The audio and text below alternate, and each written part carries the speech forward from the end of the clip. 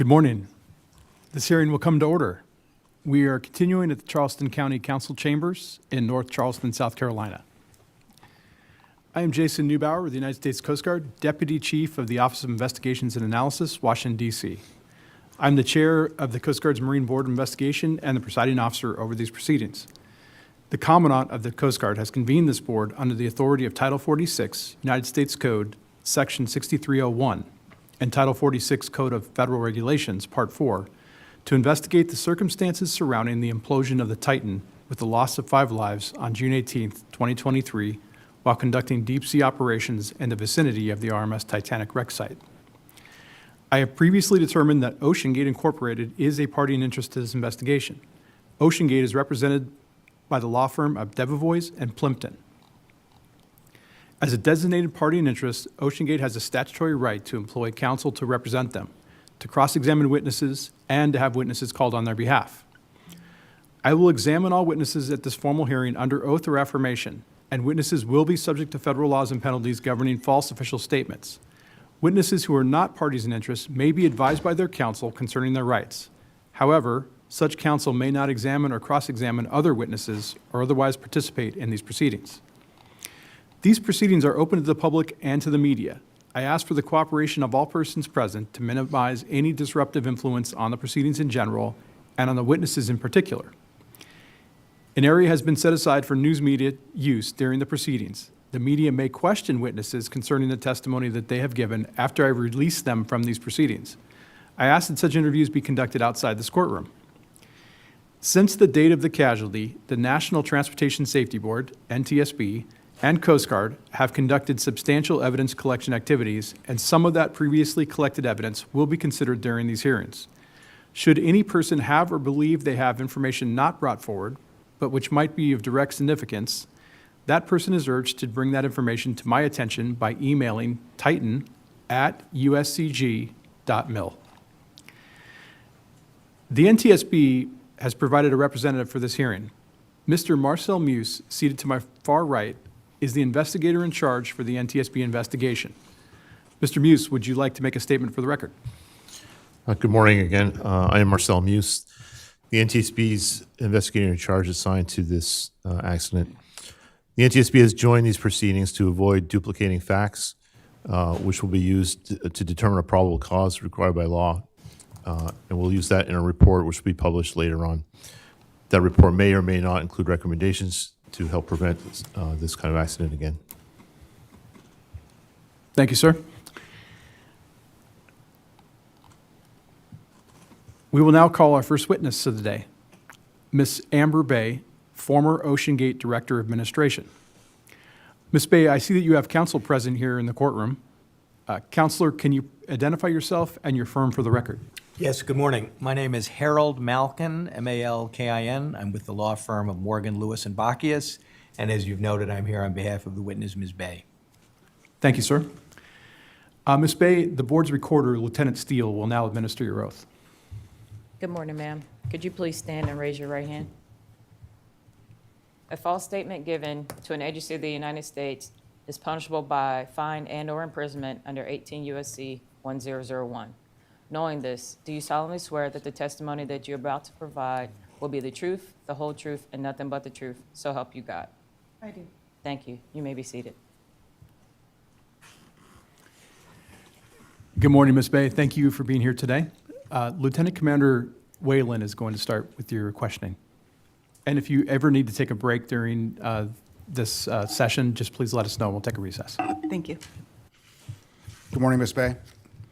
All of my questions will be related to your background and experience with OceanGate as an administrator and as a member of the crew aboard the support vessels while on expeditions.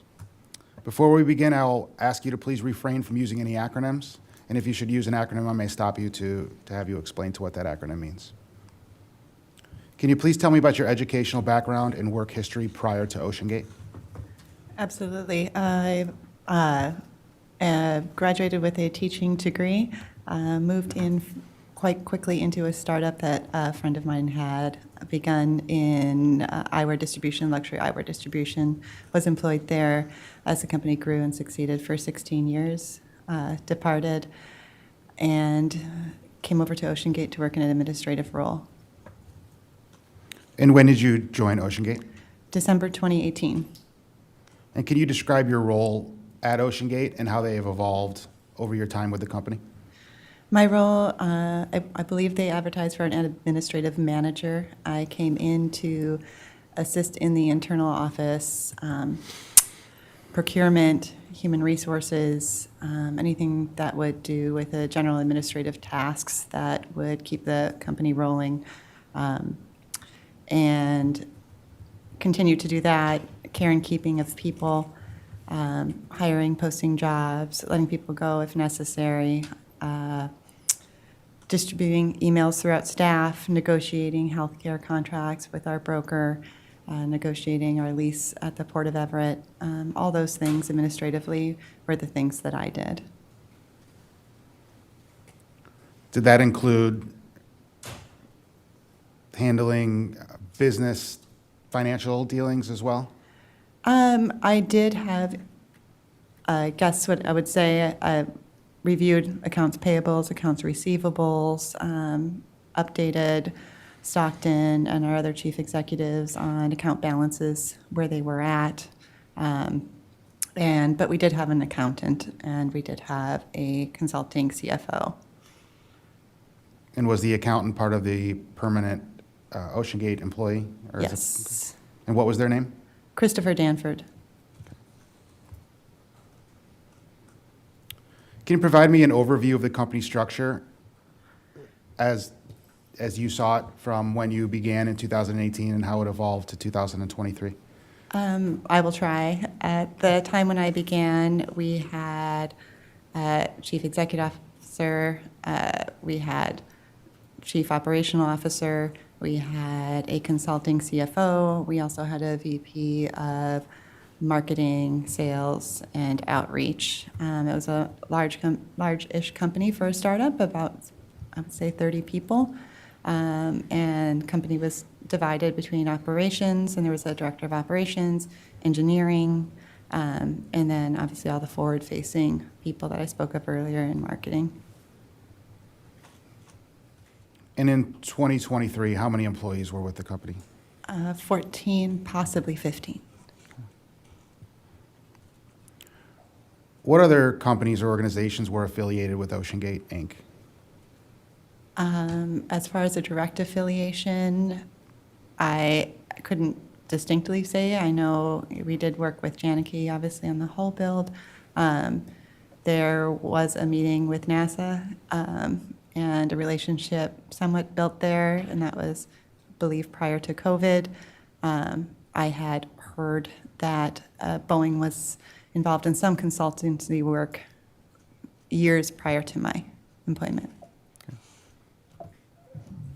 With regards to other OceanGate named organizations, such as OceanGate Expeditions and or OceanGate Foundation, did you have any duties related to them? I did not have any specific duties in relation to either any of those organizations. Their money was brought in from our mission specialist to the OceanGate Expeditions account, and I would consult that there was, deposits had been made. And then transfer, once expedition had happened, I would be the one who would request the transfer from Stockton, and he would do final okay whether it was okay for that money to go over into OceanGate Inc. to fund the expedition. So Stockton was responsible for, to your knowledge, Stockton was responsible for transferring the money from OceanGate Expeditions Absolutely, to OceanGate Inc? absolutely. And you said that it funded the expeditions. Did it Yes. also fund domestic operations? Not to my knowledge. What was the primary mission of OceanGate Expeditions? Primary mission of OceanGate Expeditions, in the beginning, it was explained to me that OceanGate Expeditions was to bring a mission specialist to partner with private citizens to offer them the opportunity to explore the world's deep oceans. And that was what I knew of it. That housed the forward-facing part of the company's operations. OceanGate Inc. was engineering and operations. Did you ever have any conversations with Mr. Rush on why OceanGate Expeditions was founded in the Bahamas? I did not have any specific conversations with him. I was once witness to a conversation that said it was placed in the Bahamas because the dream and the goal was to have bases throughout the globe, and having a Bahamian entity would assist in the ease of those operations throughout the bases that they were hoping to build.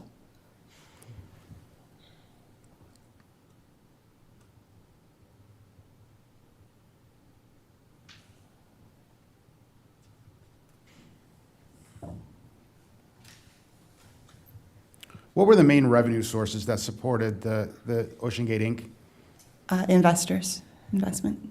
And how were those investors identified or located? I would not know how the investors were found. Relationships that Stockton had or that he generated on his own.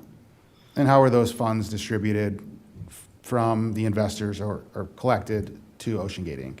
Through wire transfer. And what were these funds primarily used for? The development of the sub, staff training, any engineering needs and practices. Were you involved in any of the marketing for persons to join as mission specialists for expeditions? Very slightly. The marketing team was separate from me. I would edit their online postings for spelling errors, grammatical errors. There was a small period of time where I took over a little bit of the social media posting while we were in between staff. And what type of demographic was the marketing targeting? It was, with the price point being where it was wealthy individuals, astronauts that had already secured their seats with whomever that was offering trips to space. These were the people we were looking for, explorers, adventurers.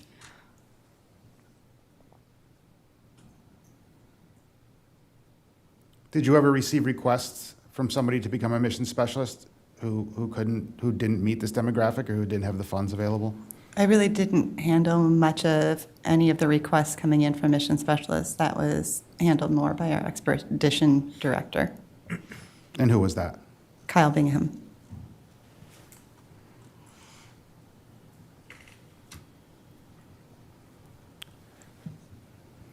In 2018, the expeditions for the Titanic, the marketing had begun, or it was well underway for the marketing for the Titanic mission.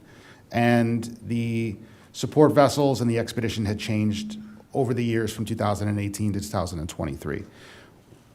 Can you describe to me those changes and those expectations, such as the support vessels originally were possibly the use of a helicopter to take out to a waiting vessel to using the polar prints in 2023?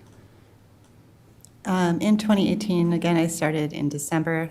Most of those plans had been made. I had overheard conversations, but most of that had definitely landed with Stockton and the people who were planning that expedition. I was not slated to go. I was slated to stay in the office, make certain rents getting paid, and payroll is still happening. So the specifics on what they were looking for with the ship at that time, I was very new with OceanGate and don't have a lot of input on that.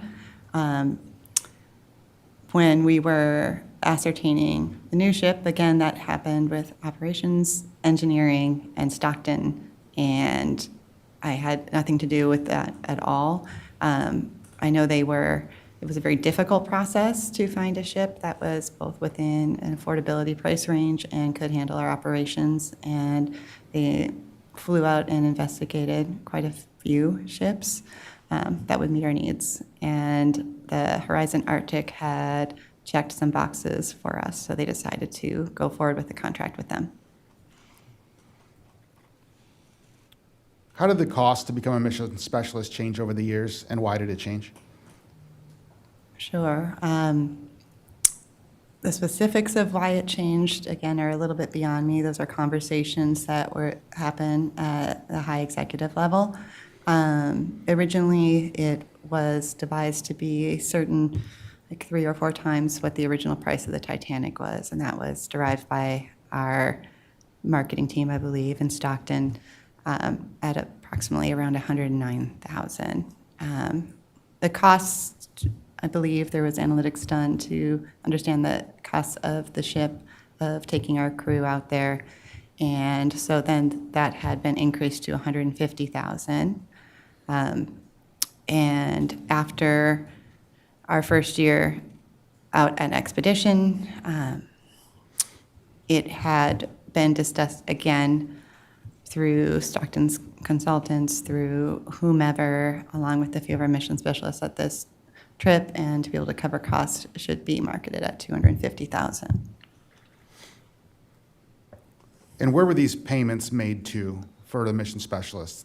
You mentioned a wire transfer. What account or whose account was the wire transfer made to? OceanGate Expeditions, also known as Argus Expeditions.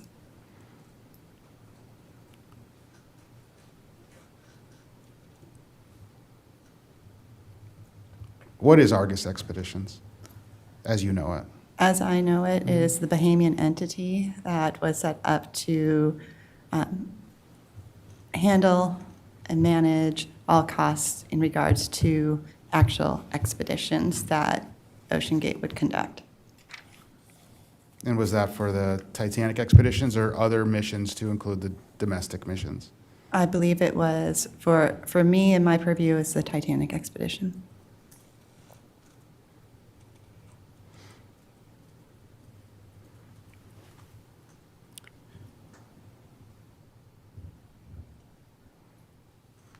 What was promised in the crew agreements to the mission specialists regarding their expedition? How many days, how many dives? What were they getting basically out of for their payment of $250,000? Well, that document, again, was not created by me. And what I know it promised was the opportunity for a dive, the opportunity to participate on board the ship as an acting crew member, at whatever level that they were comfortable and capable of doing and qualified under supervision. It included, obviously, meals provided, exposure to content experts regarding either deep sea exploration or the Titanic. And what would happen if a dive could not proceed because of weather conditions? The dive would be scrapped, and if there were extra, and we always tried to have a day or two extra on those mission dates, we would reschedule and look for a weather pocket where we would be able to complete that dive again. And if they were unable to complete that dive during that expedition, was the mission specialist offered a refund? No, they were offered a credit. And if they didn't want to accept the credit, I'm just asking, so if they weren't provided or asked for a refund, it was either a credit or nothing, or was there a negotiation between that? I don't believe there was a place for a negotiation. It was clearly outlined from what Stockton had presented, and the company had created that refunds were not available after a certain period, and what the specificity of those are, I can't necessarily recall. But it was a credit, an opportunity to come back and join us on another expedition. Now, would this be a different process if the dive was canceled by OceanGate due to a mechanical failure or a fault of OceanGate in the expeditions? Again, I can't recall specifically. I know there was some part of some clause that probably referenced that.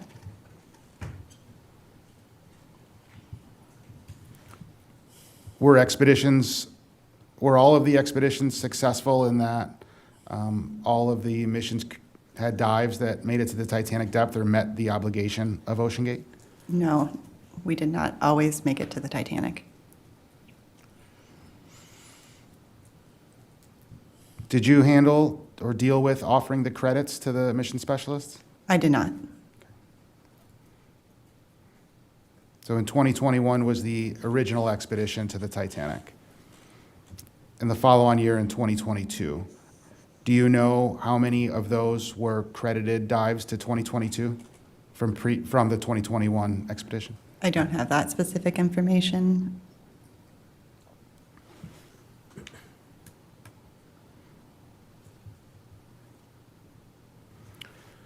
So if the company's money was already spent on funding the original expedition in which the dive that was obligated was not completed, where did the company get the funds to then pay for the subsequent expeditions to satisfy the customer? New mission specialists that would come aboard, we would utilize that money to continue to fund the expedition. So did you witness a feeling of desperation to complete the dives to meet the compounding demands of the previous year's obligations? Not a desperation, there definitely was an urgency to deliver on what we had offered and a dedication and perseverance towards that goal. But nothing that would push beyond, we wouldn't do anything from my purview or conduct dives that would be risky just to meet a need. There was definitely checks and balances in place to make certain things were operating as safely as possible.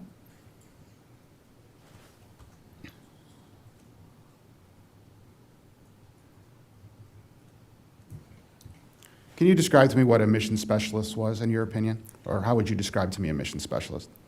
A mission specialist was somebody who was curious about deep sea exploration, who wanted to join, who understood this wasn't a luxury trip, that this was aboard a ship where they were invited to come. However, as Stockton had put it, there was no chocolate on the pillow. They were invited to be involved and take an active role as much as possible as they wanted to.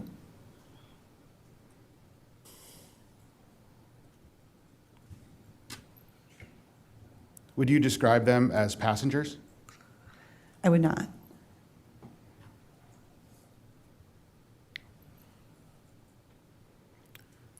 Recorder, can you please bring up Exhibit 101? Which is the 2023 Mission Specialist Crew Agreement. I'm sorry, what exhibit was it again? It is 101. 101? Yes. Okay, I don't think we have that in the binders. Okay. It's not in the binder? Okay.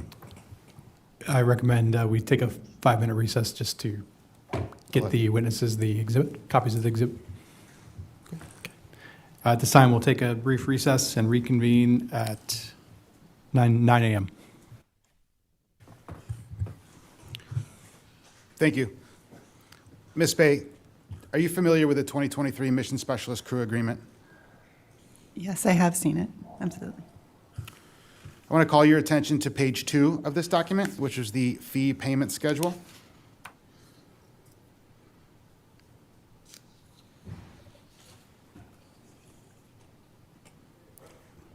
Yes.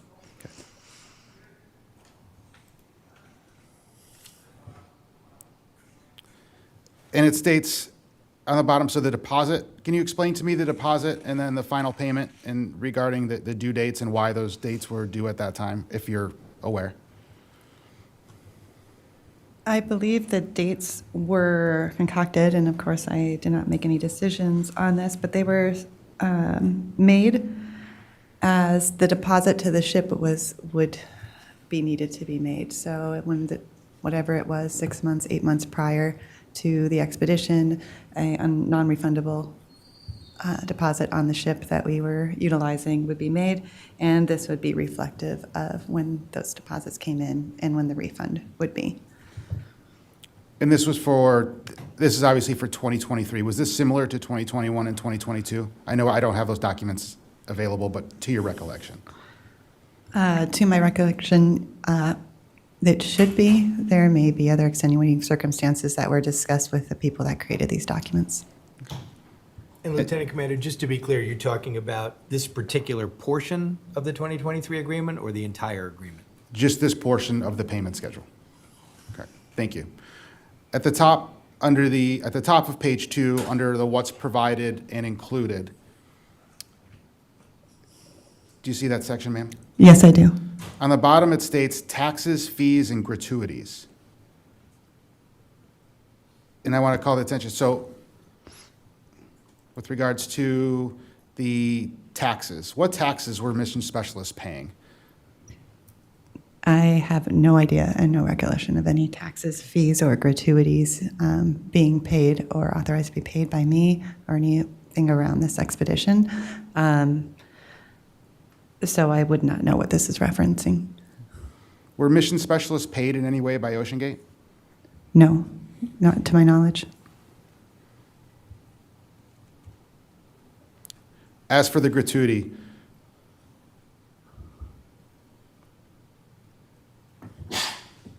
with the mission specialists being seen as mission specialists and/or crew, was it customary for employees of OceanGate to pay each other tips for other crew members, or? No, I have never been aware of any gratuities being paid. Were you involved in organizing or managing any of the domestic operations, such as the Hudson Canyon dive or the Puget Sound dive? No, I was not. In June of 2019, a former pilot identified a crack in the first Titan hull, which later required testing and downgrading of the hull. Before this testing was done, a letter was sent by the COO to the mission specialists stating that the support vessel was unavailable for the 2019 expedition. Were you involved in the decision-making process for this letter to be sent to the mission specialists regarding the cancellation of 2019 expedition? I was not at all.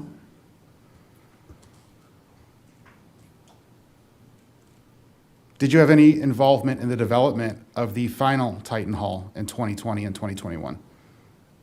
A role administratively, making certain our staff was paid, bringing in help whenever they needed through applicants, but no specific responsibilities in regarding the development of that hull. And now I'd like to get into a little bit more about the Titanic expedition. So how did the vision for the expeditions and support vessels evolve between from 2021 to 2023? Can you please repeat the question? How did the vision, I guess vision isn't the right word, so how did the support vessels from 2021, which was the Horizon Arctic, in 2021 and 2022, and then to utilize the Polar Prince in 2023? Why did OceanGate use the Horizon Arctic in 21, 22, and not in 23? And I'll have a follow-up. Sure. From my understanding, we were very pleased the Horizon Arctic was available, and they were very supportive of what we were doing in research and collaborative with their engineering team. Due to COVID and the fall in demand for these ships, because they generally service oil and gas, the ship was available when we needed it, and it was available in a price point that the company was willing to pay. In 2023, things had shifted. COVID had since passed or moved to a smaller concern, and the Horizon Arctic was no longer available as it was being used in whatever capacity Horizon Arctic had it utilized for. So the Polar Prince was offered as an alternative and something that we might be able to use. What expeditions were you part of? I was part of the 2021 Titanic survey expedition, 2022 Titanic survey expedition, and the 2023 Titanic survey expedition. For 2021, were you on all of the missions? I was. For 2022, were you on all of the missions? Yes, I was. And for 2023, were you on all of the missions? I was not. I was there for Mission 1, Mission 2, and Mission 3.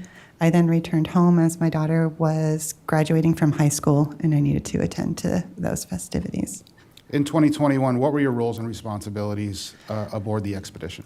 My main role, continually through all three, was the care and keeping of staff, mission specialists, filling in the gaps wherever things needed to be done, securing and setting up our mission specialist rooms with their gear, purchasing PPE for our staff and for our mission specialists, and snacks, telling the kitchen what were people's necessarily dietary restrictions, being mindful of birthdays that were happening, general taking care of the human beings that were aboard was my responsibility. Did you have any responsibilities with regards to maintenance of the Titan submersible? Not general maintenance, no. Did you have any roles or responsibilities with regards to a role that would be identified in the dive plan? I did not in 2021 that I can recall. In 2022, any of us aboard ship would always hope to take an active role in whatever way we could assist, grabbing a wrench, finding the bolts, getting oil and grease ready, moving drop weights to a position where they could be loaded. Those things I did participate in and was happy to do so.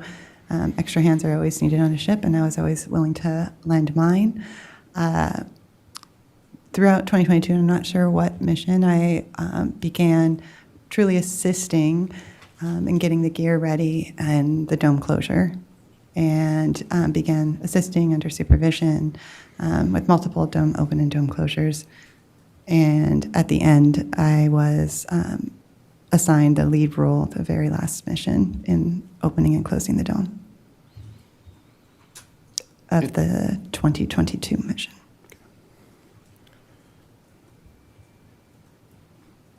In 2021, Canada was still under COVID restrictions for entry into the country. Did OceanGate provide any guidance to the mission specialists for their arrival for Expedition 2021 for border crossing? Sure, the majority of that was handled by our expedition director and Stockton by giving that guidance. I helped assist our staff on getting to the ship, but not mission specialists. Are you aware of what guidance was provided to them or what they were told to say at the border? I cannot specifically recall what they were told. However, we were crossing through Canada to board a ship to operate in international waters, and at that time, we were advised that that was acceptable by the Canadian government as long as we were not staying in Canada, and we followed every protocol and procedure that they had in place, which was being tested many times for COVID. And that was for OceanGate employees' arrival? Yes.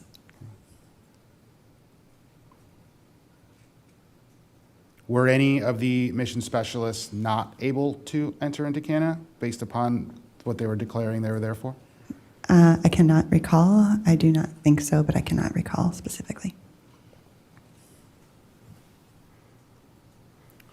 Were any mission specialists ever, or in your experiences, were mission specialists used as part of the dive crew?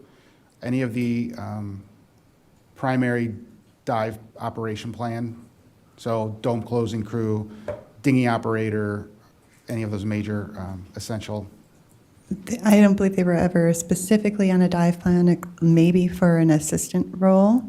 Again, that's just holding the equipment, being told where it is and where to bring it to the people who had been trained and understood how to use that. Were you ever involved in the risk assessment process to create the risk index for the dives? I was not. Were mission specialists part of or included in determining the risk index? I don't believe so, although I believe there was a collaborative if Stockton needed more information and trusted that somebody aboard ship might have a little bit more to work on that assessment, he may talk to them and discuss what he saw was possible risk. So who was responsible for determining the risk index? It was a collaborative group that met outside of my view, but I know it involved operations, engineering, Stockton in general, and they would sit the night before a dive and discuss what challenges that they had seen and what challenges may exist the next day. Did any of the mission specialists and or crew members who were going to be taking part in that dive, did they have any say in determining the risk index?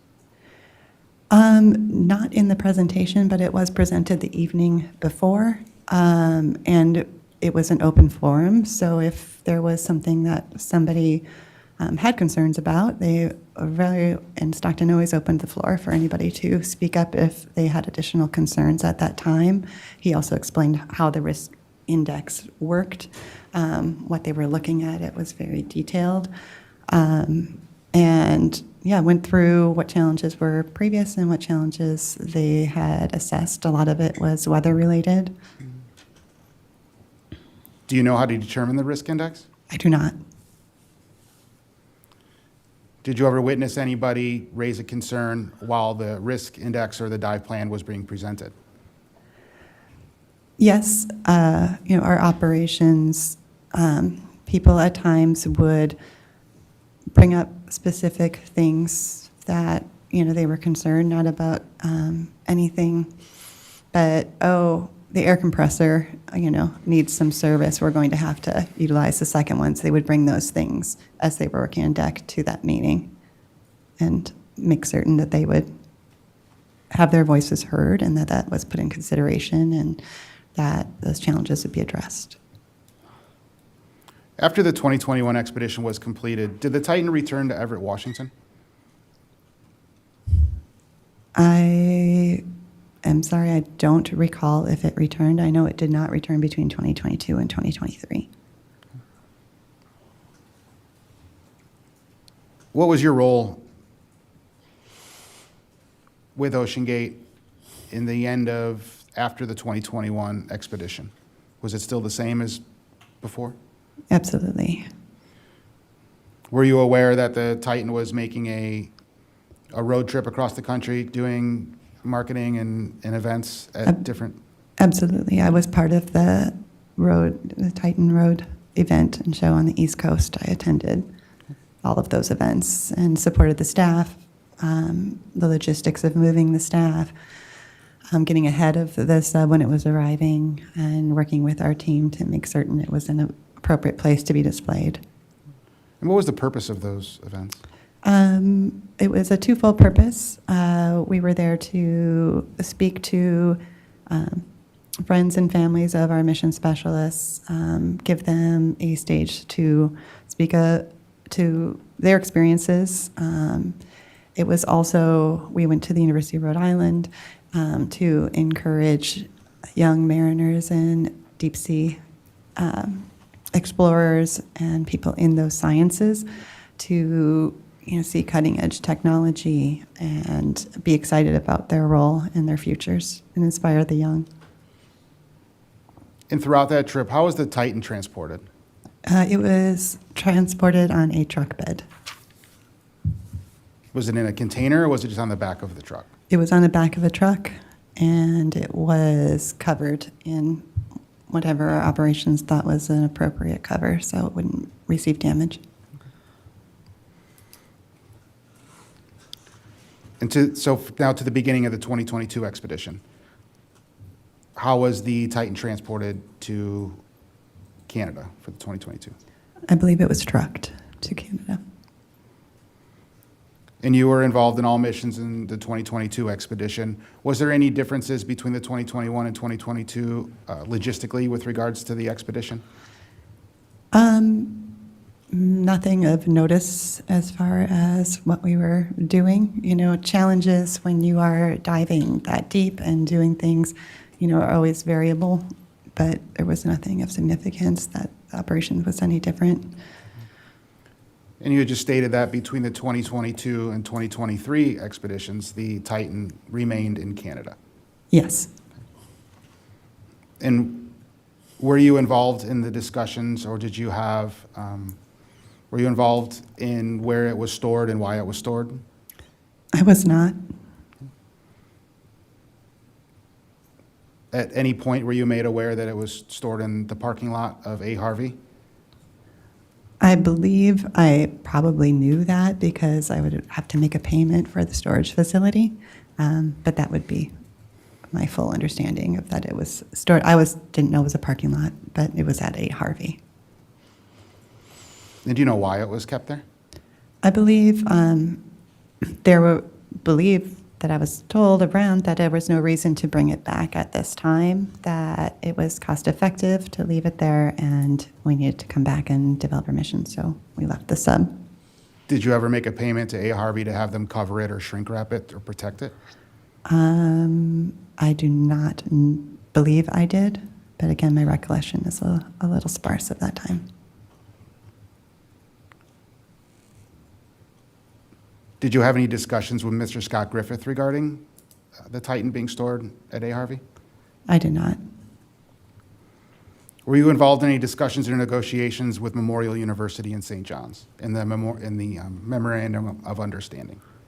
I believe that I may have reviewed a contract or two, but that again was given to me by Stockton, and generally my position was to file it and make certain that, possibly if there was a change to the document, to review them and notate any changes and then resubmit it to the chief executive officers. And do you remember about what time or what the time frame was on when that MOU was signed with Memorial University? I'm sorry, I don't remember.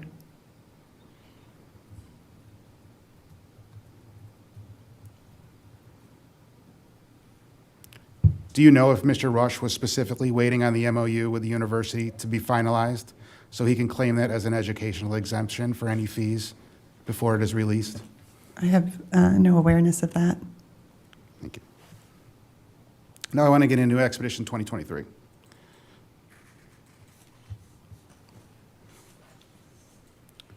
So as we previously stated, Expedition 2021 and 2022 utilized the Horizon Arctic. 2023 utilized the Polar Prince. What type of configuration changes were made to the operations to basically have it work with the Polar Prince?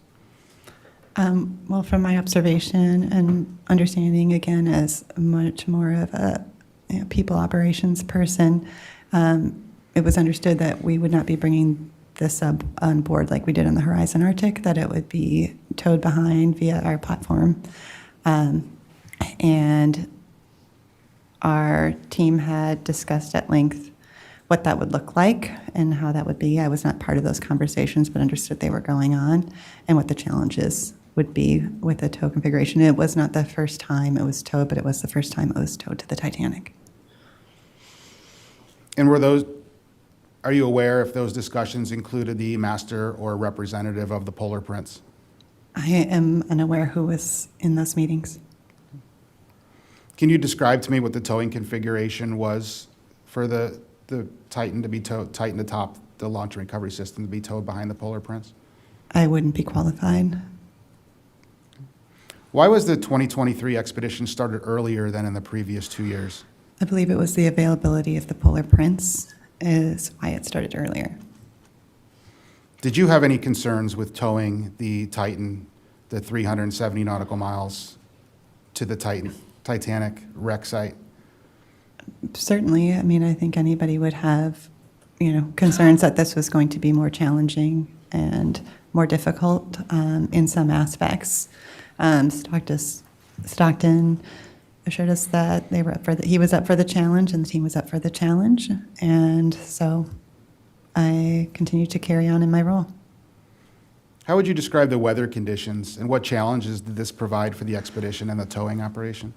The seas were much higher that earlier on than I remember being on the Horizon Arctic. It was much colder. There's a lot of rain. So just, being out on deck physically for me personally, is always a challenge. Had to make certain that you were layered upon layered when you're out there and making certain you're changing out of very wet clothes into drier clothes. And do you believe that you had mentioned the seas. Do you believe that the seas had any effect on the towing operation? Well, it was obvious at times that it did, that we would have to slow down or speed up or possibly redirect our path. Every evening we would have a meeting and we're redirecting because there's a very big storm in this area and that would not be safe for us to go. So yes.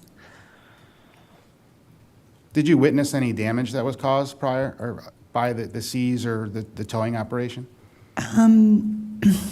Sorry, damage to Titan itself? Yes, sir. As far as damage to Titan itself, I believe it lost a fairing due to a wave coming up. I'm not know the specifics. Fairing is the plastic cover that goes over the sub to make it just like a car bumper, make it look, clean. So I believe one of those was lost or damaged during a towing configuration due to high seas. Do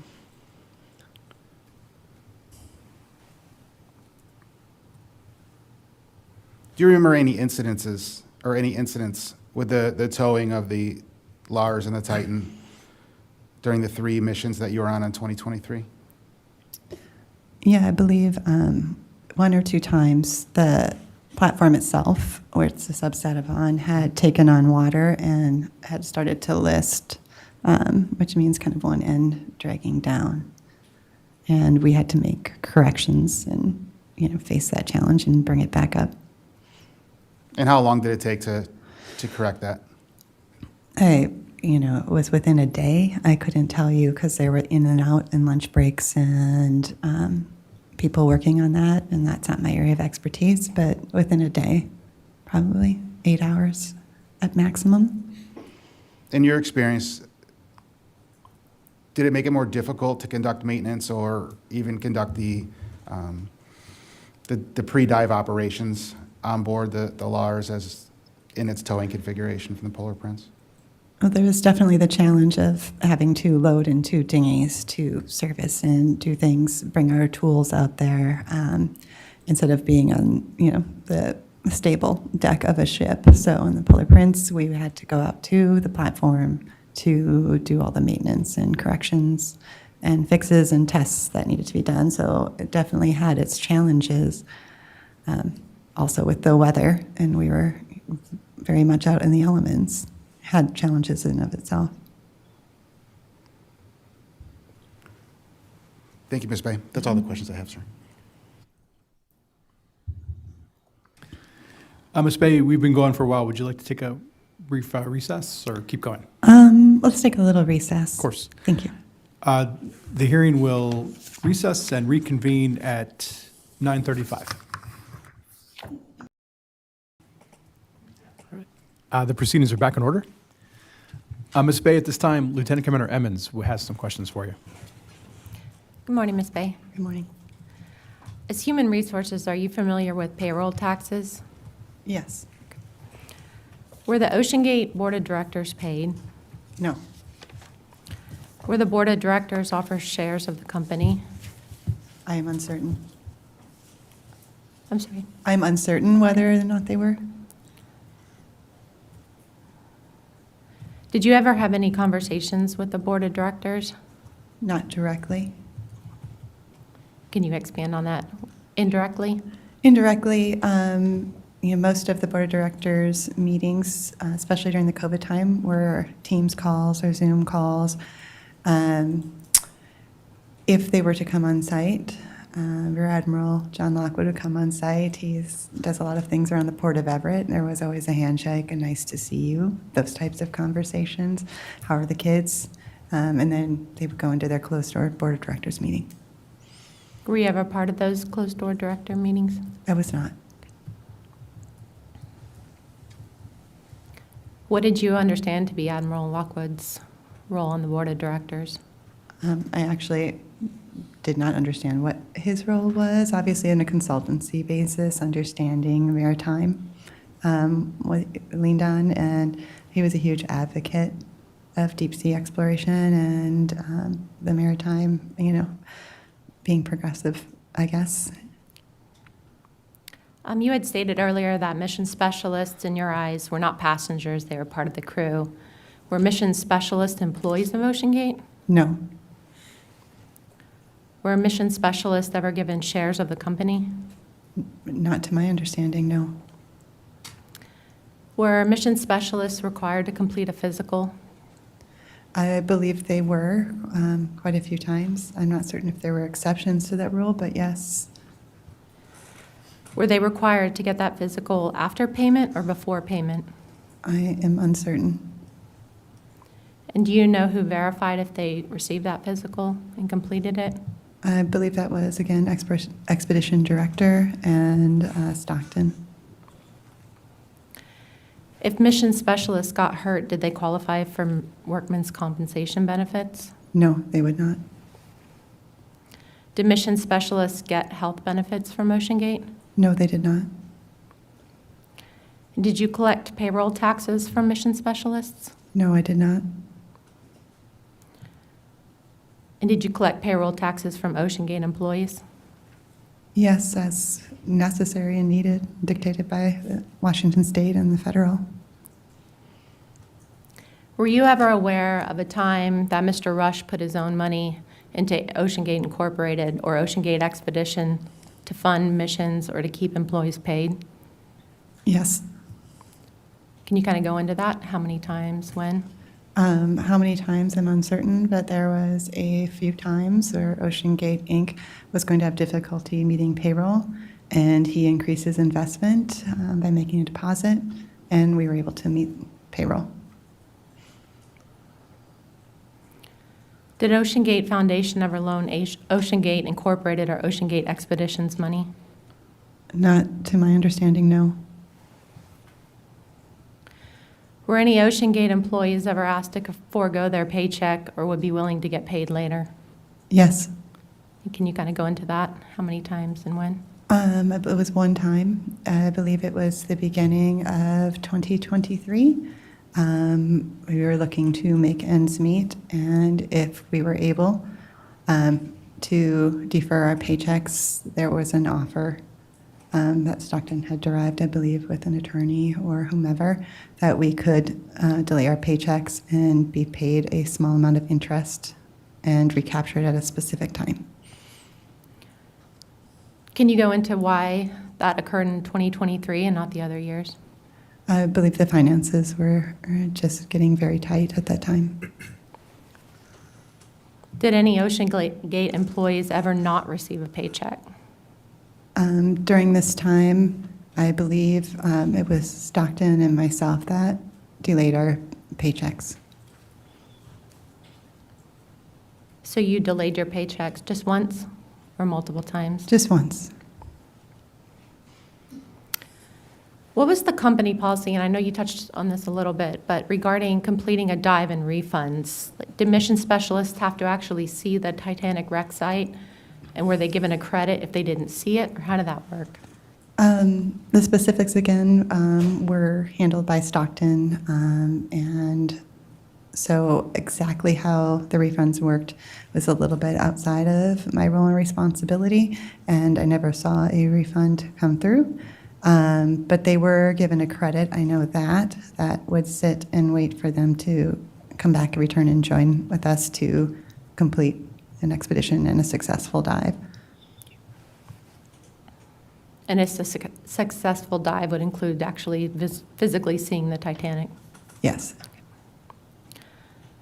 Lieutenant Steele, can you please pull up Coast Guard Exhibit 035, which is the OceanGate Expeditions Waiver and Release of Liability Form?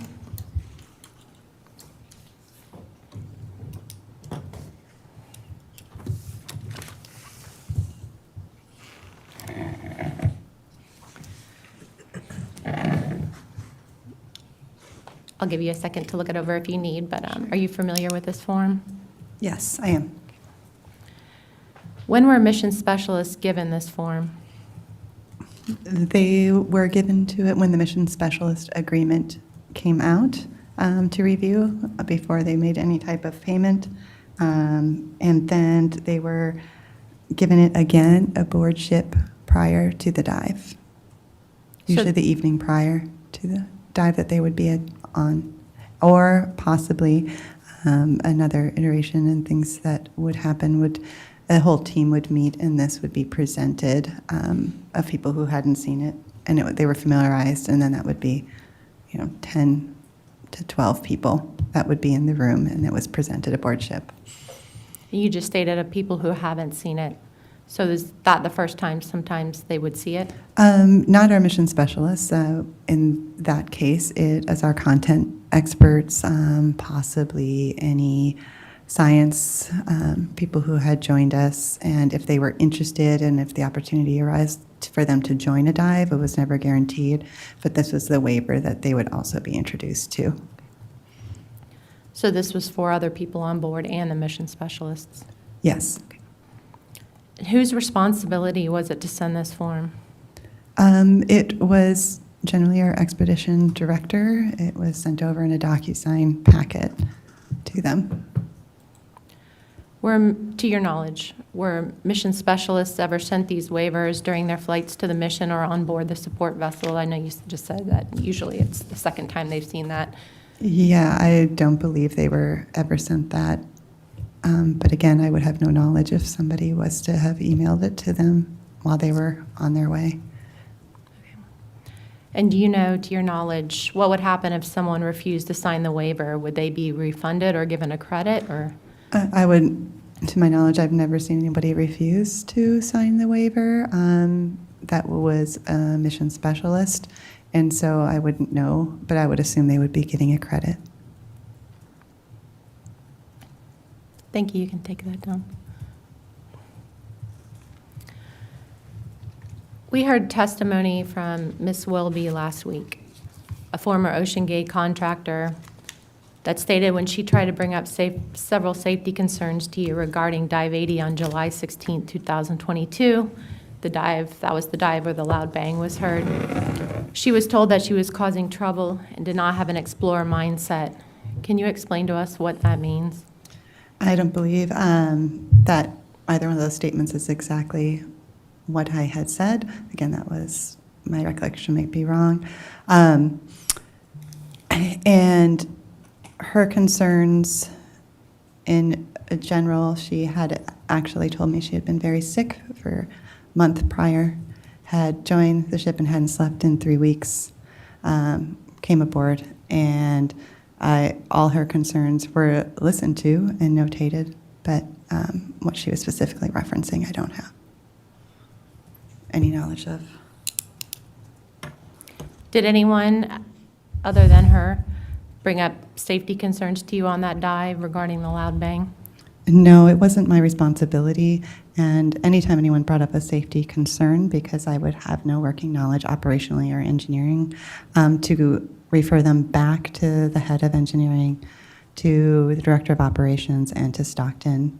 And I did ask her if she did have concerns to bring those up to those particular people. And what was her response? I don't remember. I'm sorry. Why was Ms. Wilby sent home the next day before the end of her contract? Miss Wilby was sent home. I was not there for the experience, but I was asked by Stockton to release her from her contract as she had acted erratically, unprofessionally, and had disturbed our crew during a challenging situation in the communications pit. Can you kind of go into a little more of that? Is that your own experience or just what Mr. Rush told you? That is what Mr. Rush told me. Wendy Rush, who was in the comms pit, along with others of the OceanGate staff and a few mission specialists, that she was acting unprofessionally, crying, yelling, and kind of pushing aside recommendations and asking, people had asked her to stand down, and she did not.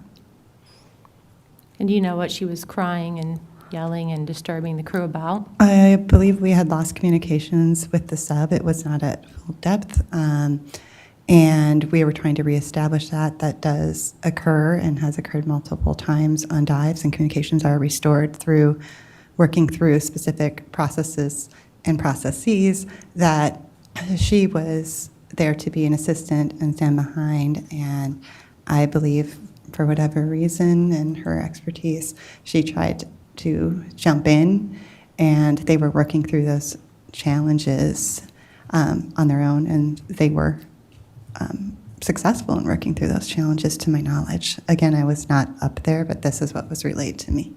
Understood. Thank you. How did the number of employees at OceanGate change throughout your time there? When I started, as I had stated previously, I believe there was close to 30 employees. COVID happened, and any kind of operations at seas were then halted, obviously getting into a submersible and onto ships and all of those things. So we had to get rid of many of our operational staff who was there, who were doing small jobs because they wouldn't, or boat tending and things of that nature, because they were no longer needed at this time. So the company just shrank and tried to keep its feet on its ground during the COVID-19 pandemic. And how about after the COVID pandemic? We were still in recovery mode as a country and as businesses, and we would fill in where needed of our ship with contractors. You had mentioned that on, I believe it was 2022, your role started changing a little bit on board the support vessel, and you were part of the dome closing crew. Is that correct? Or Yes. opening and closing? Mhm. Can you kind of go into that a little bit more in detail? What did that look like? What were your roles? What did the crew with you do? Sure. In the beginning, it was assisting in bringing over air compressor hoses, checking and double checking our bolts, making certain that they were greased with specific maritime grease, changing them out if they were flawed, and then making certain the people that were opening and closing the dome had all the equipment they needed, which is ratchet, wrench, those basic things, drills for our all threads. And so first I was just managing that equipment and efficiently getting to them. Then I began to open and close using the bolts, inspect the O-ring, make certain it was cleaned and in working order, and help our mission specialists into the submersible and out of the submersible, gathering their safety gear, helmets, and life jackets that was not necessary inside the sub, and then being there when they came back and reissuing those and their shoes so that they could, again, board the ship safely. Were there written procedures in place to ensure it was closed correctly? Yes, there was a checklist. And what was that checklist a part of? Was it like a part of a manual? Because my operation, I'm certain there was a manual, but my operations just was around that particular checklist, so I'm not certain what bigger piece of information or manual it was part of. And how did you get trained on your role as the lead dome closing crew? Again, assisting, and many a time, because even if we're not making a dive, we are opening and closing. If it's raining, if we're going into maintenance, we need to close it for the evening. And so I was trained under the supervision of all of our operations people, some of our good contractors who had worked for us, as well as Stockton Rush. And your training, did that include like a qualification process, or was it just like on-the-job training? It was on-the-job training. Can you explain to us, you've mentioned a few times about the mission director, can you explain their roles and responsibility as the mission director? The mission director of our ship during these was in charge of overseeing all the working parts and checking in which each one of the leads, if it was, I was dome opening and closing, is the dome secured? Yes, radioing in. They would also assess and look for strikes and anomalies that were occurring during the dive that may affect the outcome, or whether or not, 3 strikes, and I know that was mentioned earlier, then the dive was canceled. And we had canceled multiple dives because of strikes due to weather and other things going on. And so he would calculate those and then discuss that with the engineering, the operations head, and anybody who was in a lead role. If we had divers out in dinghies, it was checking in with all of those, making certain we were all comfortable in what we were doing and that we had completed things and that it was as successful to us as possible. So is it fair to say that the mission director was in charge of the entire mission and dive? It's a shared responsibility just overall, because we each hold our own responsibilities out there to where we are executing when we are and how we are doing that. But yes, he was the main coordinator, or she, if there would be a female, but it was, yeah.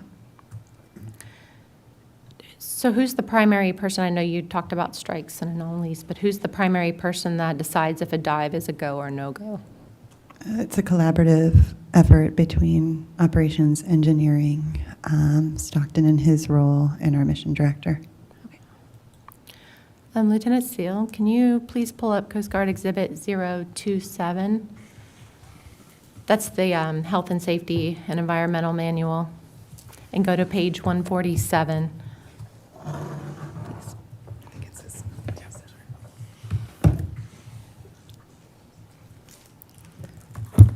It's under Section C, under dive execution, Section I.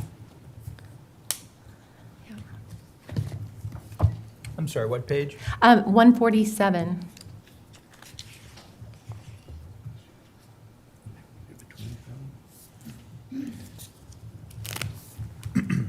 Our exhibit 27 here does not, it just has a cover page. It does not have the entire Okay. manual, but it may be sufficient. I defer to Ms. Bay whether, Yeah, I'll go ahead and And I can read it I'll read it for you as well.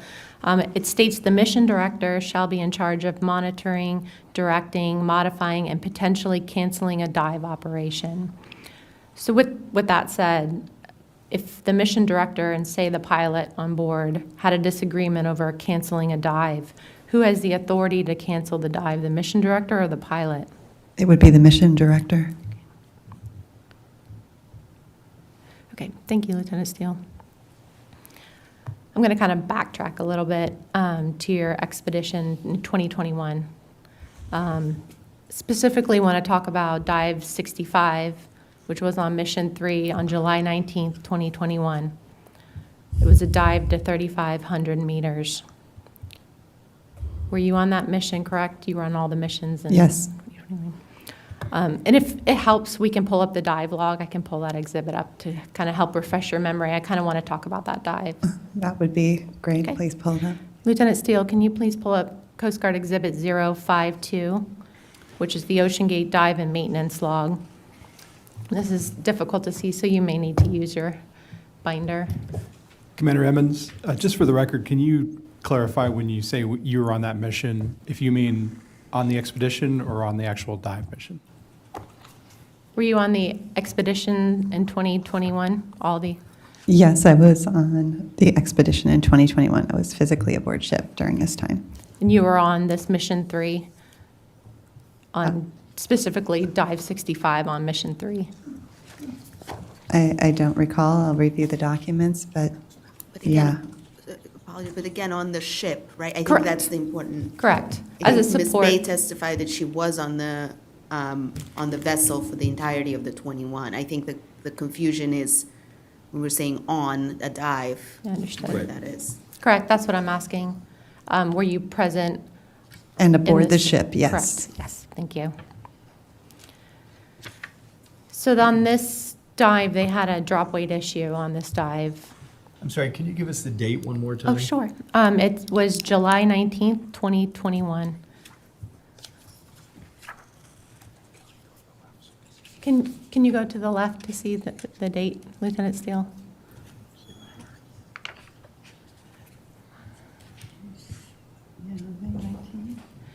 Yep, thank you. It's the one on the screen that says 65/7/19/21 Titanic. Oh, go. Yeah, it's not in our binder, I don't believe. Is it page 2 of Exhibit 052? Well, we have Exhibit 52, which has nothing. We have Exhibit 52.1, which does not seem to include dives for 2021. Okay, we will take a 5-minute recess to get you the dive logs. Thank you.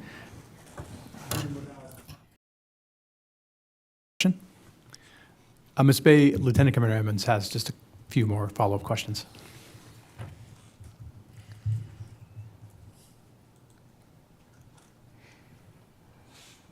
Just waiting for,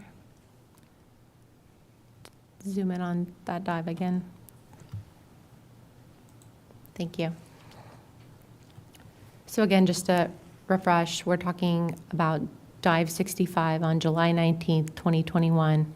It was a dive to the Titanic that, if you keep scrolling, it says 3,500 meters, so it didn't quite make it down to their intended destination. From your point of view, on the support vessel, as being part of that mission, do you recall and remember that particular dive?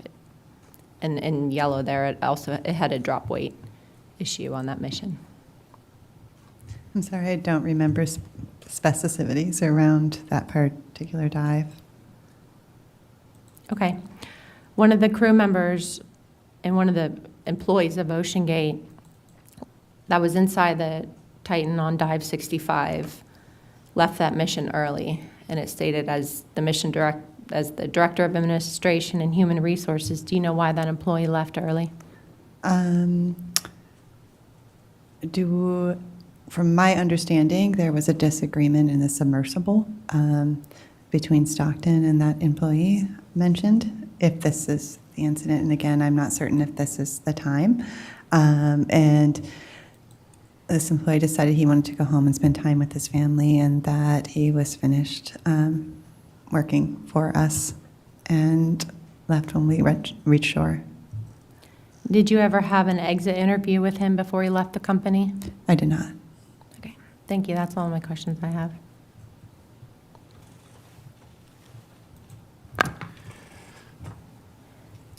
Thank you.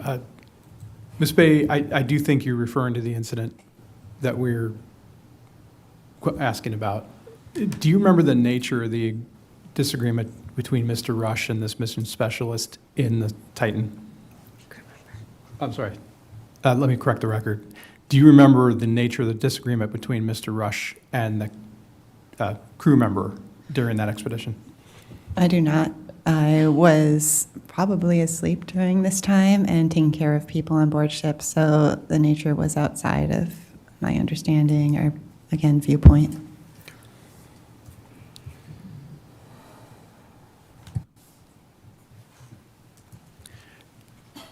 Did you ever participate in any of the submersible expeditions, even to the Titan or other dives? And what do you mean by participate? Were you ever inside the submersible? Yes. Which mission did you participate in? I believe at least once I was in the sub for tests, and so it wasn't a full expedition to the Titanic, but a launch and recovery and systems test. And that happened in 2022. Was that just a shallow dive to 10 meters? Yes. Were there any issues during that test dive? Not to my knowledge. I mean, I believe they were troubleshooting communication systems, making certain the thrusters worked, any kind of repairs or maintenance, just doing general checks of all systems. Were you ever part of the communications team during a dive on the bridge? No. You had mentioned that you were aware that at times communications were lost with the Titan while it was conducting operations at depth. Is that correct? Absolutely. Certain times throughout the depth, we did have 3 ways of communication. My understanding, again, that is from the OceanGate, and was that shallower, sometimes the communication systems would need to be changed. Obviously, there's difficulty communicating through the water system, and so at times it would go out, and there was a specific amount of time set by the team, the engineering team, the communications team, that was allowed to go by before anyone was concerned. Do you know if there was ever a time where communications were lost that raised a concern ahead of the accident voyage? Possibly once. It went a little longer than Wendy, who obviously was involved in communications, was comfortable with, and then it came back online. I don't know if that was 3 minutes, 5 minutes, and But that's the only time that I know that communications were lost for a significant amount of time. And this is more of a technical question, so let me know if you don't know this, but do you know when communications were lost at depth, if that included text communications and positional information from the Titan, like the telemetry data that comes? Again, I would have no knowledge of what I can make an understanding that Wendy was in charge of the text part of this. So that would be the part where she would show concern if she hadn't heard from the pilot. But yeah, that's it. Understand, thank you. At this time, I'd like to go to the National Transportation Safety Board for questions. Mr. Muse? Good morning again, Ms. Bay. Can you tell us a little bit about the planning for the 2019 expedition, which was later canceled? How far along were they in planning for that expedition? I believe that planning was, majority of it was complete. They had booked hotels, were ready. Again, I came in end of 2018, beginning of 2019, and most of those things had already been handled. And they were ready to go and excited to go. What's your understanding of why that expedition was canceled? I believe it was the ship was pulled. I had come into work. They said the ship had pulled, and they had offered a substitutional ship that was not going to meet our needs. And there was stress around the office a little bit in regards to that, and people went into conference rooms to call and try to figure out an alternative. Do you know what ship or company those were? I do not. Did they say why they pulled the ship? I didn't hear from the ship company itself. I think Stockton had said it had been hired on for a job that would bring more revenue to the ship company, and the ship company needed to pivot to bring in revenue. The second ship that they offered, what was the issue with that one? I have no idea. I wasn't part of those meetings and still very young in my career. I'd like to follow up on some of Commander Emmons' safety culture questions, and we've already talked about Miss Wilby. My questions are more generic in nature and can apply to either the Everett facility or missions or even in the Bahamas for that matter. Can you describe any formal or even informal means to communicate safety concerns? I wasn't necessarily a part of anything that happened in the Bahamas, and safety concerns and all of that were collected by our operations director, engineering director, and Stockton and the mission director around that. So the formality of that really wasn't in my purview as far as submersible operations safety. Do you feel that the staff at OceanGate felt comfortable raising safety concerns? I believe so. I think people were verbal with Stockton, specifically, or with each other when, obviously they knew we were doing very difficult things with safety concerns. I wasn't witness to those types of meetings, but I was witness to people saying, "Oh yeah, I talked to Stockton about that today." Were safety concerns addressed promptly, one way or the other? I believe I was mostly exposed to those on expedition, and they were always promptly. Can you give me an example of one from an expedition, maybe? Let me think here. In one of the expeditions, there was a fitting issue with our vacuum, and that was brought up. It was immediately taken care of by finding an alternative device to fix that, and was looked at and looked at by our director of operations, and again looked at by our engineers, and deemed to be okay to continue on with the mission. But that would be one small thing that occurred while I was out. Did the Horizon Arctic or Polar Prince crew discuss or brief you on their safety management system and how to communicate concerns in their system? On the Horizon Arctic, they had little pieces of paper that you could turn in to the captain if for any kind of safety issue that you saw, be it wet floors, screw misplaced, those types of things. So that we were briefed on that. Everybody was when we arrived on the ship. Was OceanGate or mission specialists encouraged to use that system? Yes. Okay.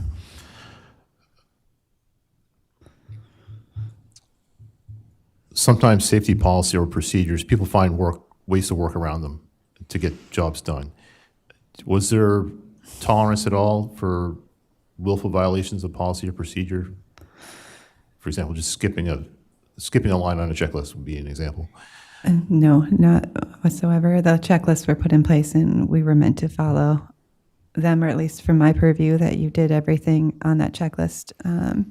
And if when I was closing the dome, if Stockton noticed that I maybe had missed a second glance at something, he would correct me immediately.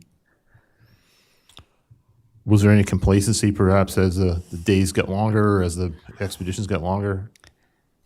Not from my viewpoint. Everybody was very dedicated.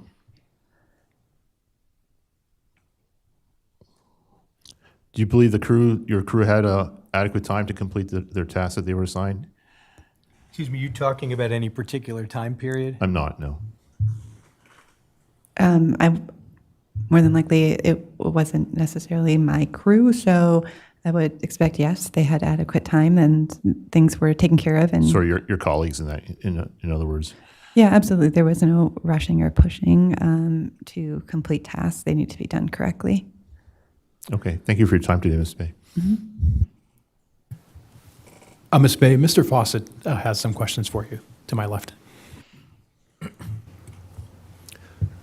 Ms. Bay, pardon me, Ms. Bay, Keith Fawcett, thanks for being here. So since you were part of the dive support crew on Expedition 2023, do you know if loss of communication would be an anomaly or a strike while the Titan was diving? I wouldn't be qualified to say. You were talking about fastening the dome prior to the dive. Do you know what torquing a fastener is, the term? Yes. And what is that? Torquing a fastener is going too far with your ratchet, tightening it into we were doing ratchet 2 clicks with the wrench, so torquing a fastener is, generally if you're torquing something, you're tightening it, and over-tightening it can be of concern as well. So this was a standard ratchet wrench, and you tightened the fastener you audibly heard 2 clicks, is that correct? Correct, audibly and felt it, 2 clicks. And then you mentioned the term all threads. Could you explain what all threads are? Certainly, all threads were used to manually open and close the dome. There was one on the side and one below. An all thread is a threaded piece of steel, whatever material, that is attached, in our case, to the sub, and you would crank that open and shut together in tandem to close and open the dome. But it was not used to fasten the dome to It was sub. not, no. So for the Expedition 2023, were the number of the actual OceanGate employees and contractors aboard the Polar Prince the same as would have been on the expedition for 2022? I believe so, or very close. There were roles that needed to be filled, and we had contractors fill in to the roles. But if they were exact, I am uncertain. So the evening risk assessment meetings, you generally participated in those on Expedition 2023? Yeah, I attended them. And at what time would those have been held, approximately? Generally right after dinner, give or take a half an hour. So on Expedition 2023, in the evening, where would the Titan and the Lars platform be located in relationship to the Polar Prince? The majority of the time, it was out on the line. We're in its tow configuration behind the Polar Prince. If we were inshore, then it would be pulled up alongside to not cause a hindrance in the port and secured there. So immediately prior to the dive, was there another risk assessment meeting held where the risk index was reevaluated? Well, there was the evening where the risk index was shown, and that would project weather, any other things. In the morning, again, the mission director would go and check in with each individual participating in the dive in any role and ask how we felt, where we were at about the dive in general. So if we were exhausted and worried, or if we were confident in our role and what we were doing and ready to go forward. That was part of the risk assessment the morning of. And that risk assessment stayed live all during the preps to the dive and before the dive. So anomalies can be reported then. Any type of difficulty was expected to be reported. And any kind of challenging situation. But the formal meeting happened and then we went. So maybe 5 a.m. we would all meet and say, this is what we came up with last night, here, let's go. And then we all started jumping into our roles for the dive. So was the risk index, on the final dive, the risk index was 35. Would that be announced at the evening meeting? Would that number be derived from the results of that meeting? Yes. And then how would the condition of the Titan and the Lars submersible, which is well behind the vessel on a tow line, how would that condition of that vessel be assessed to see if any change had happened between the evening meeting and the morning? Certainly. Again, from my understanding and my viewpoint, absolutely our operations director, our pilots, they would go and inspect the sub, open it. I would open it up. They would get inside. They would start turning on systems, walking around, checking that everything was in place, that there was nothing of concern. And it was just an ongoing process of obviously being observant and evaluating whether or not the sub was in working order and ready to be dove. So would you be in radio communication, your team, with the support vessel as the dive was getting ready to recommence or start? I was in radio communication with the mission director who was sitting, I believe, next to the captain in the bridge. So I guess the answer would be the captain heard, but I was speaking directly to the OceanGate mission director. Did you ever hear the mission director announce, like immediately prior to the dive, the final risk assessment number? I heard that he would talk about additional anomalies if they had been reported, and that if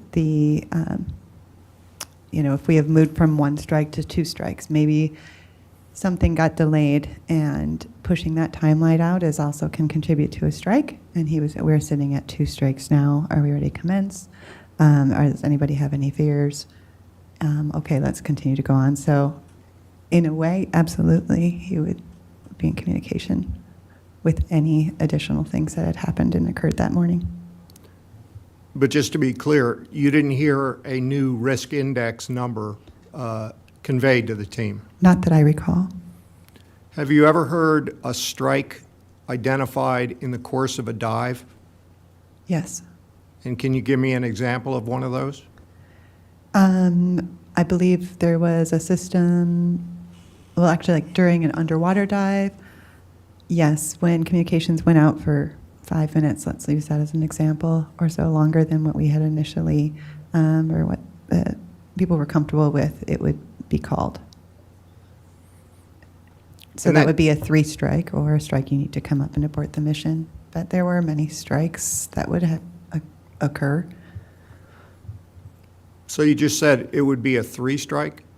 Yeah, there are 3 strikes, and then the mission would be completely called. So that could be a switch in crew, that could be a weather issue, that could be whatever type of issue. And there was an amount of anomalies, again, I'm not certain, somewhere between 8 and 12, that would add up to 1 strike. So anomaly might be, I found a bolt sitting on the floor, or the wrenches are not put in the right place and we need to find those. All those are reported as anomalies.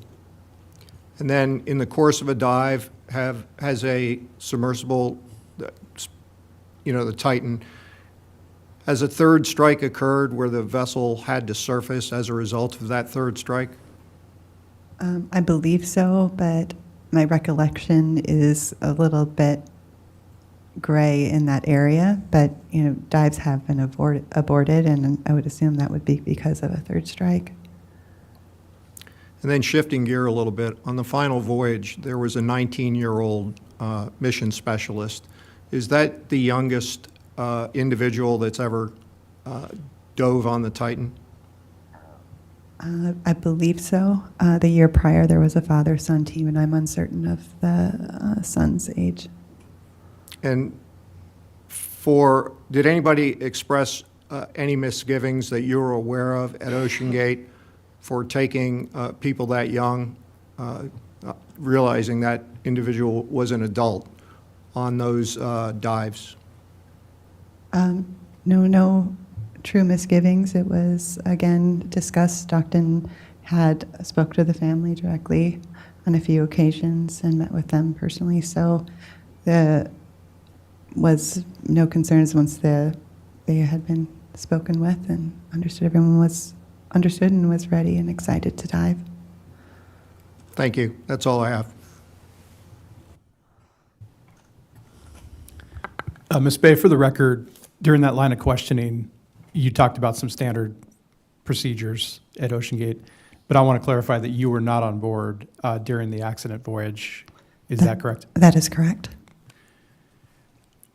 Ms. Bay, Lieutenant Commander Emmons has some follow-up questions for you. Ms. Bay, to Mr. Fawcett's questions, in 2023, you stated that contractors were used to fill the spots, the empty spots of the employee spots. We had heard last week from Ms. Rojas that she was a volunteer on that last mission, and specifically on Dive 88. Was this because you didn't have enough employees to fill the spots in 2023?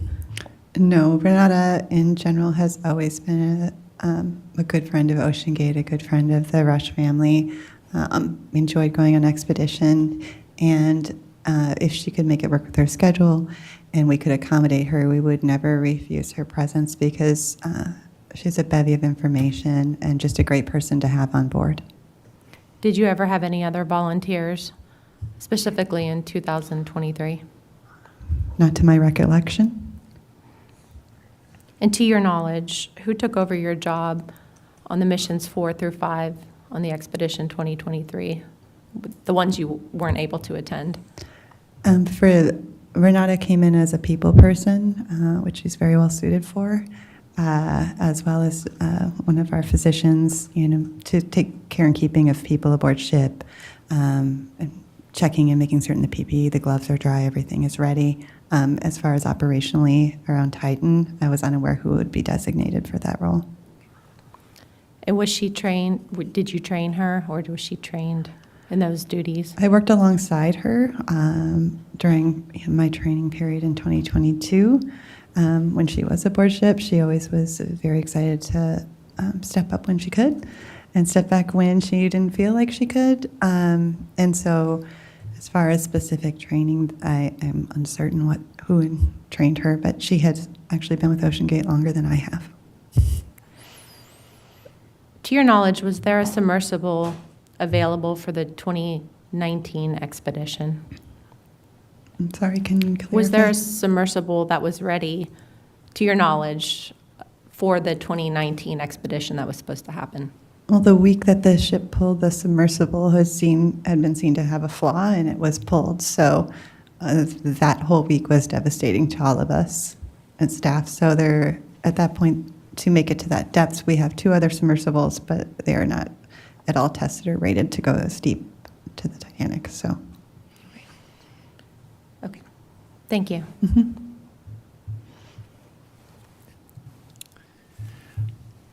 At this time, I'd like to go to OceanGate Council for any questions.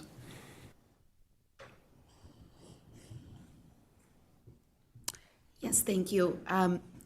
Ms. Bay, you mentioned that in 2021, a crew member left the expedition after dive 65. Did that individual return to OceanGate's 2022 expedition?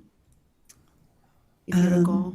I don't recall. I don't believe so. This particular person had been employed by OceanGate a few different times. And you also described the process for the 3 strikes. Were there ever any issues that would go straight to the dive being aborted, weather-related or anything else that would not be a strike but go straight to canceling a dive?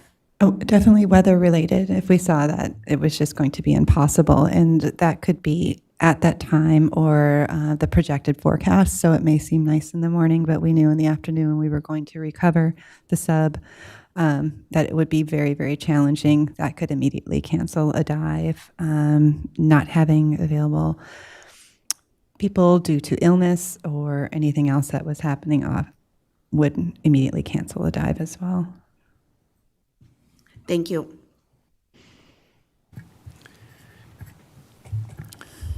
Ms. Bay, did you ever receive or overhear a complaint or concern voiced by a mission specialist over late delivery of their liability release?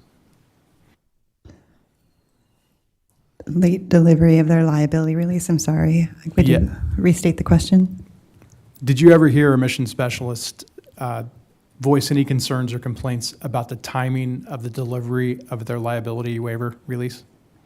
I did not.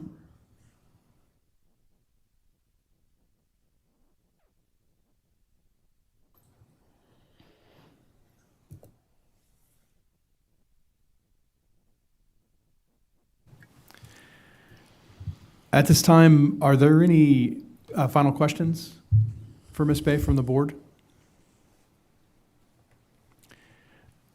Ms. Bay, is there anything that we haven't asked you that you think would be valuable for this investigation? No, not at this time. It's my understanding that you would like to make a statement before we close your testimony? Yeah, absolutely. Okay, thank you. Please proceed.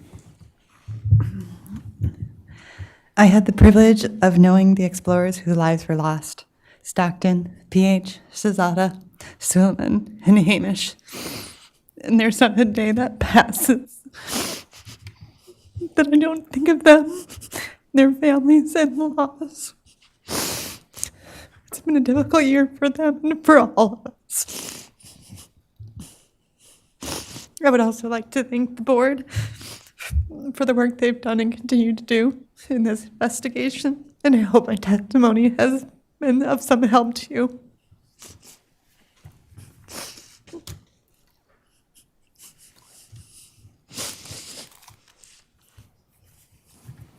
Thank you, Ms. Bay.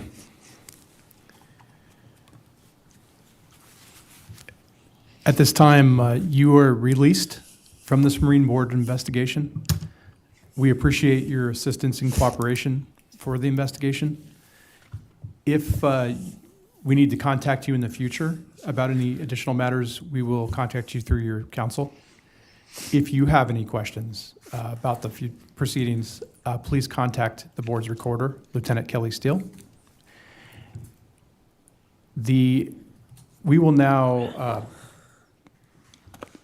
adjourn for lunch and return at 1 p.m. And we're a little ahead of schedule. So thank you again, Ms. Bay. Thank you.